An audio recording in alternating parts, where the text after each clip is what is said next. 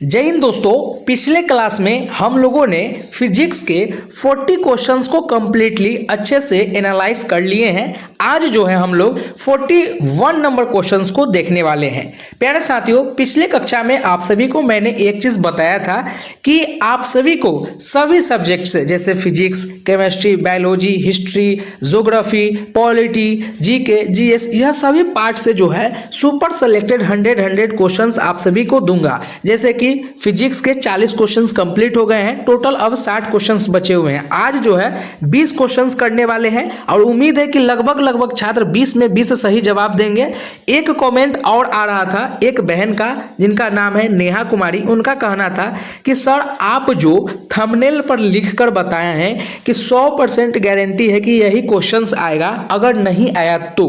मेरे प्यारी बहना, आप सभी को एक चीज मैं बता दूं, बिहार डीएलएड का जो एग्जाम है, अगर आप लोग प्रीवियस ईयर के क्वेश्चंस पेपर को देखेंगे तो आपको समझ में आएगा कि यहाँ पर क्वेश्चंस जो पूछे जाते हैं वो बहुत भारी क्वेश्चंस नहीं पूछे जाते हैं, वन लाइनर क्वेश्चन पूछे जाते हैं। और आप सभी के लिए मैं इतना पढ़ा दे रहा हूं, फिजिक्स से, केमिस्ट्री से, बायोलॉजी से, मैथ से, हिस्ट्री से, इंग्लिश से, जीके से, जीएस से, सुपर सेलेक्टेड 100 क्वेश्चंस कि उससे बार मैं 100% फिर से बोल रहा हूं, मैं 100% गारंटी दे रहा हूं। जितना चीज मैं आप सभी को पढ़ा दे रहा हूं, अगर उतना आप करके जाते हैं तो आपके एग्जाम में वह सभी क्वेश्चंस देखने को मिलेंगे जो आप लोगों ने मन की फैक्ट चैनल पर पढ़ के गए होंगे। मेरे प्यारे साथियों, ये मेरा पूरा विश्वास है। इसका रीजन ये है कि यहां पर आप सभी को सुपर सेलेक्टेड क्वेश्चंस दिए जा रहे हैं आस एजुकेशन सेंटर के तरफ से। ऐसा बिल्कुल नहीं आपको दिया जा रहा है कोई भी ऐसा क्वेश्चन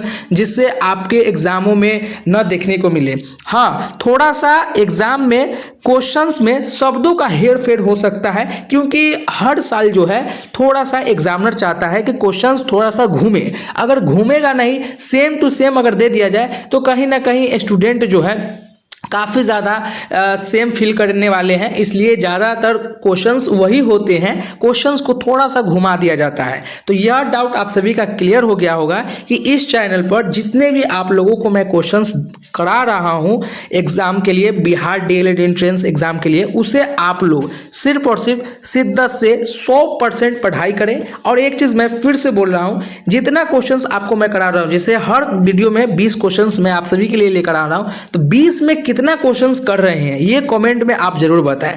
आप देखेंगे कि 20 क्वेश्चंस, एक चीज और आप एनालाइज करेंगे, 20 क्वेश्चंस आप अभी कर ले, ठीक है, उसके बाद फिर वही वीडियो देखेंगे आप, तो लगभग स्टूडेंट जो है 20 सही देखने के बाद भी वह 19 करेंगे, कोई 18 करेगा, कोई 20 में 20 करेगा, ऐसे होता है। मेरे प्यारे साथियों, जितना भी आप लोगों को मैं पढ़ा रहा हूं, यकीन मानिए विश्वास के साथ उतना करके जाइए, आपके एग्जाम में बेहतर परफॉर्मेंस होगा और सुपर सेलेक्टेड क्वेश्चन आपकी यह एग्जाम में गवर्नमेंट कॉलेज दिलाने में बहुत ही ज़्यादा हेल्प करेगा। चलिए 41 नंबर क्वेश्चन से स्टार्ट करते हैं, क्योंकि पिछले हम लोगों ने 40 क्वेश्चंस को अच्छे से एनालाइज कर लिया है।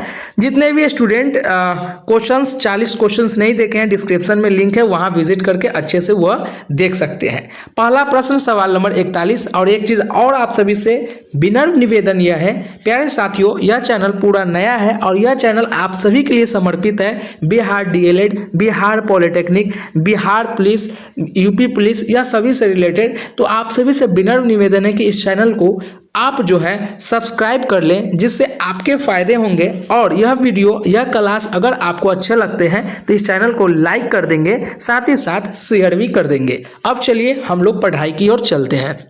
सवाल नंबर 41 आप सभी साथियों से क्या कहा जा रहा है मेरे साथियों? सवाल नंबर 41 में कि यांत्रिक ऊर्जा, माफी चाहता हूं, यांत्रिक ऊर्जा गतिज ऊर्जा और डैश का संयोजन होता है। यांत्रिक ऊर्जा जो होता है गतिज ऊर्जा और किसके संयोजन से यांत्रिक ऊर्जा होते हैं? तो आप सभी को पता होगा मेरे साथियों, गतिज ऊर्जा और स्थितिज ऊर्जा के संयोजन से यांत्रिक ऊर्जा बनती है। तो राइट ऑप्शन मेरे साथियों सवाल नंबर 41 का राइट ऑप्शन हो जाएगा सी। नेक्स्ट क्वेश्चन मेरे साथियों सवाल नंबर 42 आप सभी से क्या कहा जा रहा है? देखिए, इतना बेसिक क्वेश्चन है, अगर आपके एग्जाम में आएंगे ही, बिल्कुल आएंगे और आते भी हैं, प्रीवियस ईयर में देखेंगे। अगर ये सब नहीं सही करके जाएंगे और आप क्वेश्चंस को गलत कर लेंगे और मुझे आप ब्लेम करेंगे एग्जाम देने के बाद कि सर आप जो पढ़ाएं वो नहीं आया या आपका बिल्कुल भी एक भी क्वेश्चन नहीं आया, तो ऐसा हो नहीं सकता है। क्योंकि लगभग मैंने बिहार पुलिस में भी पढ़ाया तो लगभग स्टूडेंट का जो है क्वेश्चंस जो है बता रहे थे, लेकिन वहाँ तो पेपर लीक हो गया था। यूपी पुलिस में लगभग क्वेश्चंस मेरे मैच किए थे। तो यह विश्वास है, 3 साल से मैं पढ़ा रहा हूँ ऑफलाइन, अब जो हूँ ऑनलाइन आया हूँ, तो थोड़ा सा आप लोग कोऑपरेट करें और बिलीव के साथ पढ़ाई करें, है ना। चलिए सवाल नंबर 42 आप सभी से क्या कहा जा रहा है कि एक प्राश्रव ध्वनि तरंग की आवृत्ति डैश से अधिक होती है। एक प्राश्रव ध्वनि की तरंग कितनी होती है, ये आप सभी से पूछा जा रहा है मेरे प्यारे साथियों।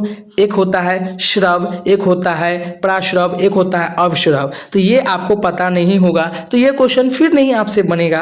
तो प्राश्रव ध्वनि जो होते हैं उसकी तरंग की फ्रीक्वेंसी होती है 20,000 से ऊपर, है ना। और ऐसे भी सिंपल दे दिया जाएगा कि एक ध्वनि तरंग आवृत्ति को मिनिमम कितना कम से कम और कितना ज़्यादा से ज़्यादा सुना जा सकता है। तो यहाँ पर आपको 20 हर्ट्ज से लेकर 20,000 हर्ट्ज तक जो है आसानी से और सामान्य व्यक्ति जो है ध्वनि को सुन सकते हैं। तो ऐसे प्रश्न में आप लोगों को मतलब कंसेप्ट को क्लियर होना चाहिए, है ना। चलिए नेक्स्ट क्वेश्चन मेरे साथियों आप सभी से क्या कहा जा रहा है। सवाल नंबर 42 का राइट ऑप्शन आपका सी हो जाएगा। नेक्स्ट क्वेश्चन सवाल नंबर 43 आप सभी से कहा जा रहा है कौन सा उपकरण विद्युत प्रतिरोध को मापता है। ए मीटर, पोटेशियोमीटर, वोल्टामीटर या ओम मीटर। आप सभी से पूछा जा रहा है। कितना साधारण प्रश्न मेरे साथियों, 9th में आप लोगों ने पढ़ा है, 10th में पढ़ा है, ये सभी पूरा बेसिक क्वेश्चंस है। ऐसे ही क्वेश्चंस आपके डीएलएड में भी आएंगे। सवाल नंबर 43 क्या कहा जा रहा है कि विद्युत प्रतिरोध को हम किस चीज से मापते हैं। तो मेरे प्यारे साथियों ओम मीटर से जो है हम लोग विद्युत प्रतिरोध को मापते हैं। तो राइट ऑप्शन सवाल नंबर 43 का डी हो जाएगा। नेक्स्ट क्वेश्चन सवाल नंबर 44 आप सभी से क्या कहा जा रहा है कि पहाड़ी पर चढ़ता एक व्यक्ति आगे की ओर झुक जाता है, इसका क्या कारण है। पहाड़ पर जब व्यक्ति चढ़ता है तो आगे की ओर झुकता है, इसका क्या कारण है। तो इसका क्या कारण है क्योंकि यहाँ पर अस्थाई जो है अस्थाई बढ़ने लगती है, जिसके लिए व्यक्ति जो है झुक जाता है ताकि वो आगे की ओर ज़्यादा जाए और वो शरीर उनका जो है संतुलन में रहे। तो राइट ऑप्शन आप सभी का जो है वह डी हो जाएगा। नेक्स्ट क्वेश्चन मेरे साथ सवाल नंबर 45 आप सभी से क्या कहा जा रहा है ऊनी कपड़े सूती वस्त्रों की अपेक्षा गर्म क्यों होते हैं। मेरे प्यारे साथियों कितना साधारण प्रश्न है, अगर इसे आप लोग अच्छे से देखेंगे तो क्वेश्चन बहुत ही आसानी से बन जाएगा। कहा जा रहा है कि ऊनी कपड़े सूती वस्त्रों की अपेक्षा गर्म होते हैं, इसका क्या कारण है। ताप के अच्छे शोषक होते हैं, ताप के अच्छे वितरक होते हैं, या सी सूती वस्त्रों से भारी होते हैं, या डी ताप के अच्छे रोधक होते हैं। मेरे प्यारे साथियों आप सभी जानते हैं कि ऊनी कपड़े सूती वस्त्रों की अपेक्षा गर्म क्यों होते हैं। तो ऊनी कपड़े के जो होते हैं ताप जो होते हैं वो अच्छे होते हैं, अच्छे रोधक होते हैं, इसलिए ऊनी कपड़े जो है सूती कपड़े की अपेक्षा ज्यादा गर्म होते हैं। तो मेरे प्यारे साथियों राइट ऑप्शन जो हो जाएगा सवाल नंबर 45 का वो हो जाएगा डी। चलिए नेक्स्ट क्वेश्चन की ओर चलते हैं। सवाल नंबर 46 आप सभी से क्या कहा जा रहा है। सवाल नंबर 46 में आप सभी से क्या कहा जा रहा है कि संचार में प्रयुक्त फाइबर ऑप्टिक केबल किस सिद्धांत पर कार्य करता है। प्रकाश के नियमित परावर्तन पर, प्रकाश के विकिरण परावर्तन पर, या सी प्रकाश के अपरावर्तन पर, या डी प्रकाश के पूर्ण आंतरिक परावर्तन पर। मेरे साथियों मेरे जिगर के टुकड़ों कितना साधारण प्रश्न है और इसे आप लोग रट के रखेंगे क्योंकि यह VVI क्वेश्चन है। जितने आप सभी को मैं बता रहा हूँ यह सभी मोस्ट सुपर सिलेक्टेड क्वेश्चन भी है, लेकिन जब मैं आपको VVI बोलूँ तो वो और ही VVI हो जाएगा, इसे आप लोग याद रखेंगे। देखिए मेरे साथियों आप सभी से क्या कहा गया है, कहा गया है कि ऑप्टिकल फाइबर जो है केवल सिद्धांत किस संचार में किस तरीके से वो काम करता है। तो मेरे प्यारे साथियों वो काम करता है प्रकाश के पूर्ण आंतरिक परावर्तन पर काम करता है। राइट ऑप्शन सवाल नंबर 46 का मेरे साथियों वो हो जाएगा डी। नेक्स्ट क्वेश्चन की ओर चलते हैं। सवाल नंबर 47 मेरे साथियों क्या कहा जा रहा है कि सूर्य ग्रहण तब होता है जब चंद्रमा बीच में होता है, पृथ्वी बीच में हो, सूर्य बीच में हो, या सूर्य चंद्रमा तथा पृथ्वी एक रेखा में हो तथा बृहस्पति उस रेखा में न हो। मेरे प्यारे साथियों, सवाल नंबर 47 का कौन सा ऑप्शन सही हो जाएगा आप सभी को बताना है कि सूर्य ग्रहण तब होता है जब चंद्रमा बीच में होगा, पृथ्वी बीच में होगा, या सूर्य बीच में होगा, या सूर्य चंद्रमा तथा पृथ्वी एक रेखा में हो, बृहस्पति उस रेखा में न हो, तब होगा। आप सभी को बताना है क्योंकि आप लोगों ने सूर्य ग्रहण बहुत बार देखा है। मेरे प्यारे साथियों, सूर्य ग्रहण तब होता है जब चंद्रमा जो है पृथ्वी के बीच में हो। तो राइट ऑप्शन मेरे साथियों वो हो जाएगा ऑप्शन नंबर ए। चलिए नेक्स्ट क्वेश्चन, सवाल नंबर 48 आप सभी से क्या कहा जा रहा है कि फोटोन किसकी मूलभूत यूनिट है? प्रकाश की, विद्युत की, गुरुत्वाकर्षण की, या चुंबकत्व के?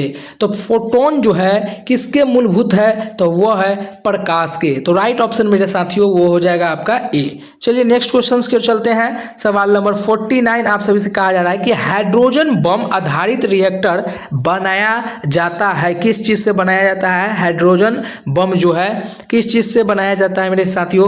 ऑप्शन ए कह रहा है नाभिकीय संलयन पर, ऑप्शन बी कह रहा है नाभिकीय विखंडन पर, ऑप्शन सी कह रहा है रेडियो एक्टिव विघटन पर, या उपयुक्त में से सभी। मेरे साथियों आप सभी को बताना है सवाल नंबर 49 का कौन सा ऑप्शन सही होगा परमाणु बनाने के लिए। तो उसका विघटन जो होगा वो रेडियो एक्टिव विघटन पर होगा। तो राइट ऑप्शन मेरे साथियों वो हो जाएगा आपका सी हो जाएगा सवाल नंबर 49 का। चलिए नेक्स्ट क्वेश्चन, और यह क्लास का आखिरी क्वेश्चन है। आज जो है 10 ही क्वेश्चंस आप सभी को मैं कराने वाला हूं, और कल भी जो है 10 क्वेश्चंस मैं आप सभी को कराने वाला हूं, और यह दोनों में 10 में 10 आप लोगों का सही होना चाहिए। अगर नहीं सही होता है मेरे साथियों तो आप फिर से वीडियो देखें और फिर से सही करने का कोशिश करें। इसलिए मैं बोल रहा हूं क्योंकि यह बहुत बहुत इंपॉर्टेंट क्लास है, क्योंकि यह सभी मोस्ट इंपॉर्टेंट क्वेश्चन है। इसमें से 1 से 2 क्वेश्चन तो आएगा ही आएगा। एक क्वेश्चन पूरा फिक्स रखिएगा मेरे साथियों, यह 10 क्वेश्चन में से। इसलिए मैं आपको कह रहा हूं क्योंकि यह सुपर सिलेक्टेड क्वेश्चन मैं आपको बोल रहा हूं, है ना। चलिए सवाल नंबर 50 आप सभी से क्या कहा जा रहा है कि आंख के किस भाग द्वारा आंख में प्रवेश करने वाले प्रकाश की मात्रा को नियंत्रित करती है? कहा जा रहा है कि आंख में कौन सा भाग जो है जब लाइट आती है तो उसको जो है मतलब रेंज में लाती है, उसको नियंत्रित करती है कौन? रेटिना, कॉर्निया, आइरिस या आईबॉल? लास्ट क्वेश्चन है, आप सभी साथियों को बताना है मेरे प्यारे साथियों कौन सा ऑप्शन सही होगा। और जाते जाते एक बार फिर से मैं आप सभी बता रहा हूं, इस चैनल पर नए हैं तो इस चैनल को अवश्य ही सब्सक्राइब कर लें, और इस क्लास में आपको थोड़ा सा भी इंफॉर्मेटिव लगा हो तो इस लाइक कर दें और साथ ही साथ शेयर भी कर दें। आंख के किस भाग द्वारा आंख में प्रवेश करने वाले प्रकाश की मात्रा को नियंत्रित करती है? तो वो है आइरिस। राइट ऑप्शन सवाल नंबर 50 का वो हो जाएगा सी। मेरे प्यारे साथियों कल भी जो है 10 क्वेश्चंस आएंगे, लेकिन आप लोग तैयार रहेंगे फिजिक्स को पढ़कर, क्योंकि वह 10 में 10 मैं चाहता हूं कि आप लोग कॉमेंट में लिखेंगे कि सर मेरा 10 में 10 सही हुआ है, क्योंकि यह सुपर सिलेक्टेड क्वेश्चन है। फिर मिलते हैं एक नए क्लास में, जब तक के लिए जय हिंद।